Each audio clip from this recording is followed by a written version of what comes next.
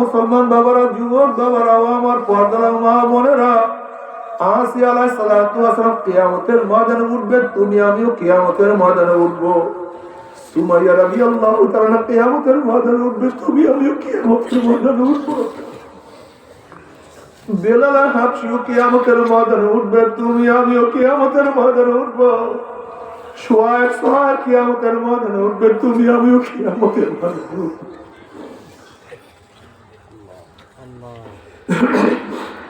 আজকে তোমার আমার নামাজ নাই, রোজা নাই, সুন্নাত নাই, হালাল হারামের তমিজ নাই। আজকে নবীকে নেতা মানতে পারো না, নবীর আদর্শ তোমার কাছে ভালো লাগে না, নবীর চরিত্র তোমার কাছে ভালো লাগে না, নবীর নীতি তোমার কাছে ভালো লাগে না, নবীকে নেতা মানতে পারো না। রে কপাল পোড়া, কিয়ামতের ময়দানে আমার নবীর শাফাত কিভাবে কামনা করবা, নবীর পিছনে কিভাবে উঠবা? তুমি কি দেখো না নবী আলাইহিস সালাতু ওয়াস সালাম ফরমান, মান আহাব্বা সুন্নতি ফাকাদ আহাব্বানি ওয়া মান আহাব্বানি কানা মাই ফিল জান্নাহ। যারা আমার সুন্নাত অনুযায়ী চলবে, আমার সাথী হয়ে তারা জান্নাতে চলে যাবে। আল্লাহ তুমি কবুল করিয়া নাও। অন্য রওয়ায়াতের মধ্যে আছে, মান দুইয়া সুন্নতি হুরিমাত আলাইহি শাফাতি। যারা আমার সুন্নাতকে অমান্য করবে, তাদের উপর আমার সুপারিশ সম্পূর্ণ হারাম হয়ে যাবে। আল্লাহ তুমি আমাদের সবাইকে মাফ করিয়া দাও। এই যুবক বাবারা, আমার মুরব্বী বাবারা, আমার পর্দার মা বোনেরা, কিয়ামতের ময়দানে নবী আলাইহিস সালাতু ওয়াস সালাম হাউজে কিনারায় থাকবেন। আমার নবী ডাক দেবেন, আমার উম্মতরা, আমি তোমাকে এক পেয়ালা হাউজে কাউসারের পানি পান করায় দেবো। 50,000 বছরের মধ্যে আর কোনোদিন পানির বাসা লাগবে না। সমস্ত উম্মত দৌড় দেবে হাউজের পানি খাওয়ার জন্য। গেটের মধ্যে ফেরেশতারা একদল উম্মতকে আটকে পড়াইবে। বাবার অবস্থাটা কেমন? যেরকম তোমাকে একটা বাঘ তাড়া করতে আসে তোমাকে আক্রমণ করার জন্য, তুমি বাঘের আক্রমণ থেকে বাঁচার জন্য বিল্ডিং এর দরজা দিয়ে দৌড় দিছ। বিল্ডিং এর দরজা খোলা, তুমি দরজার মধ্যে ঢুকলি, বাঘের আক্রমণ থেকে তুমি বাঁচিয়া যাবা। বাঘেও তোমাকে আক্রমণ করার জন্য দৌড় দিছে, তুমিও পালাইতে আসো তার আক্রমণ থেকে বাঁচার জন্য। দৌড়াইতে দৌড়াইতে দৌড়াইতে গিয়া যখনই গেটের কাছে চলে গেছ, ভিতর থেকে যে গেটটা আসতে বন্ধ হয়ে যায়, সামনে আর জায়গা নেই, পিছনে বাঘ। ওই ব্যক্তির যে বিপদ, তার সে কোটি কোটি গুণ বেশি মুসিবত হবে। নবী আলাইহিস সালাতু ওয়াস সালামের দিকের দরজা খোলা, ওই দিকে জাহান্নাম গুরিম গুরিম আওয়াজ বাড়তে আছে। জাহান্নামের আওয়াজে কিয়ামতের মধ্যে থরথর থরথর করে কাঁপা শুরু হয়ে গেছে। তাকাদু তামাইয়াজু মিনাল গায়জি কুল্লামা উলকিয়া ফিহা ফাওজুন সালাহুম খাযরাতুহা আলাম ইয়াতিকুম নাযীর। জাহান্নামের মধ্যে এমন জোর চলে আসছে, এক একটা জাহান্নাম আর এক একটা জাহান্নামকে খাইয়া ফেলাইতে আছে। জাহান্নামের আগুন 1 মাইল 2 মাইল উঁচা হইয়া শোষ আওয়াজ করতে আছে। জাহান্নামের আওয়াজে কিয়ামতের মধ্যে থরথর থরথর করে কাঁপতে আছে। ওইদিকে নবী আলাইহিস সালাতু ওয়াস সালাম বলছে, আমার উম্মতরা, আমি তোদেরকে এক পেয়ালা হাউজে কাউসারের পানি পান করায় দেব। 50,000 বছর মধ্যে পানির পয়সা লাগবে না। যখন তুমি গেটের মধ্যে ঢুকতে যাবা, আর যদি গেট আটকে আছে, তোমাকে ঢুকতে না যায়, সামনে আর জায়গা নাই, পিছে কিয়ামতের ময়দান জাহান্নাম।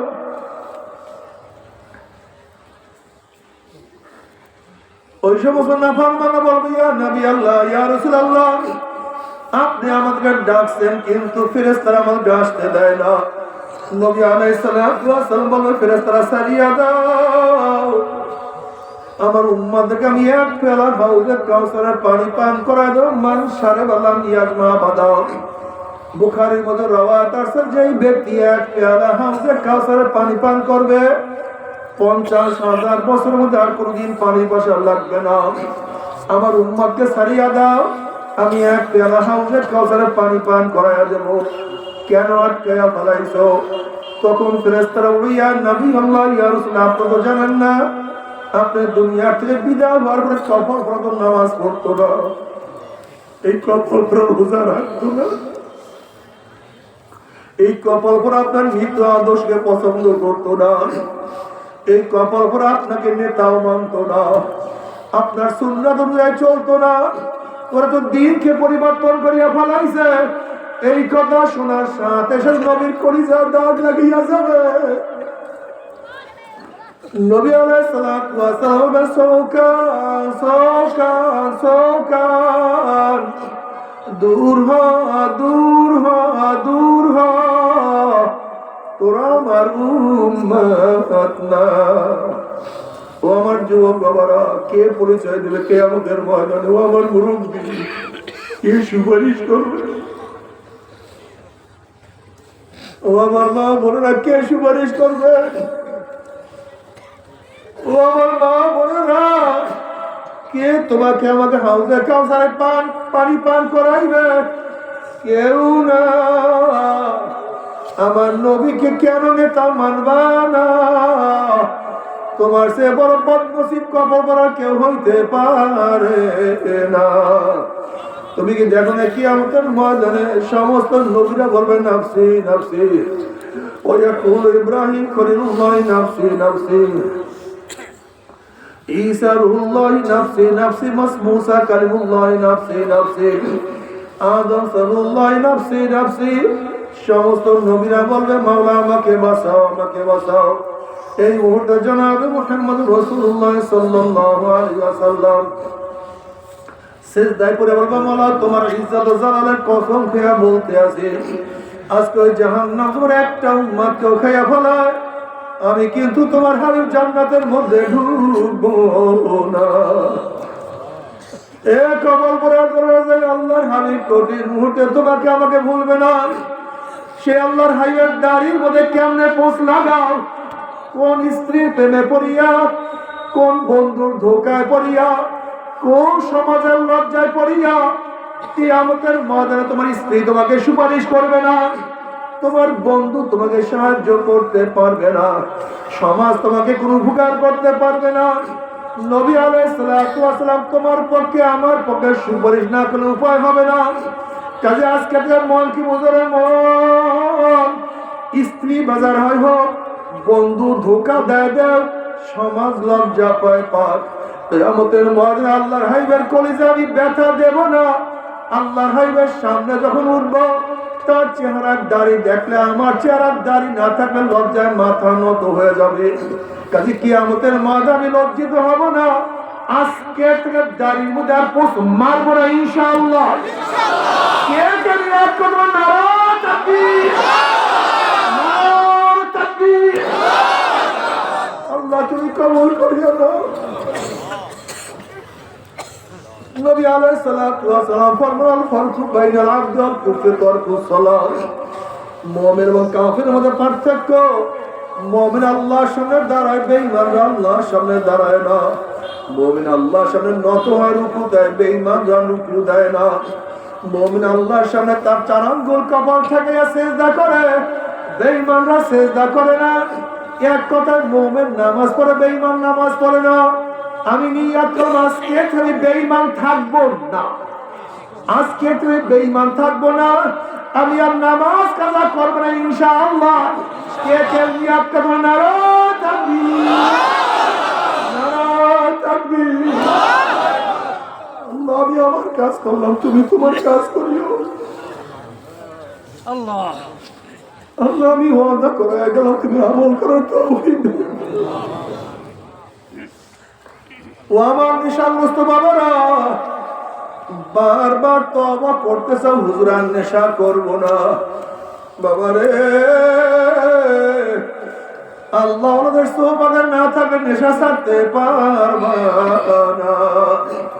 তুমি নেশাগ্রস্ত হয়ে গেছো, তুমি আল্লাহ ওনাদের সোহবতে চলিয়া যাও। যারা নামাজ পড়ে তাদের সাথে থাকো, যারা জিকির আজকার করে তাদের সোহবতে থাকো, যারা নেশা করে তাদের কাছেও যাইও না। যদি তাদের কাছে যাও জীবনেও নেশা ছাড়তে পারবো না। তুমি নামাজ পড়তে চাও, যারা বেনমাজি তাদের সাথে থাকলে নামাজ কাজা হবে। তুমি নামাজ পড়তে পারবে না, যারা নামাজি তাদের সাথে সম্পর্ক রাখো, দেখবো তুমি নামাজ পড়তে পারবা। আল্লাহ কুনু মা'আস সাদিকিন, আল্লাহ তুমি কবুল দিও। ও বাবা, ও আমার পর্দার মা বোনেরা, বহু গুনাহ করছি, গুনার কোনো শেষ নাই, সীমা নাই। মাঝে মাঝে চোখের পানি ফেলাও, চোখের পানি ফেলাও, কান্দ। মাওলার কাছে বলো, মাওলা রে, আমার সে বদনসিব না ফরমান কেউ হইতে পারে না। বাবা তুমি কি জানো চোখের পানির কত দাম? নবী আলাইহিস সালাতু ওয়াস সালাম ফরমান, মান বাকা মিন খাশিয়াতিল্লাহি হারামাল্লাহু তিলকাল আইন আলান নার। যে চক্ষু মাওলার ভয়ে জাহান্নামের ভয়ে কাঁদবে, ওই চোখের উপরে আমার মাওলা জাহান্নামের মানে হারাম করিয়া দিবে। আল্লাহ তুমি চোখের পানি কবুল করিয়া নাও, মেয়া পুরা চোখের পানি কবুল হইয়া গিয়েছে। ওরে মেয়াকু পরীক্ষায় ফেল করছো, চোখের পানি আসছে। ওরে মেয়াকু ব্যবসায় লস খাইছো, চোখের মধ্যে পানি আসছে। দুনিয়ার মামলা পড়ছো, চোখের মধ্যে পানি আসছে। আর আখিরাতের 5টা মামলা যে পড়িয়া গেলাম, ওই মওতের মামলা, কবরের মামলা, কিয়ামতের মামলা, ওই মিজান পুসরাতের মামলা তো চোখে পানি আসে না। বাবা কান্দো। নবী আলাইহিস সালাতু ওয়াস সালাম বলেন, ইবকু ইবকু ওয়া ইল্লাম তাবকু ফাতাবাকু। আমার উম্মত কান্দো কান্দো কান্দো, কান্না না আসলে মুখটাকে বেকা তেরা করে মাওলা রে,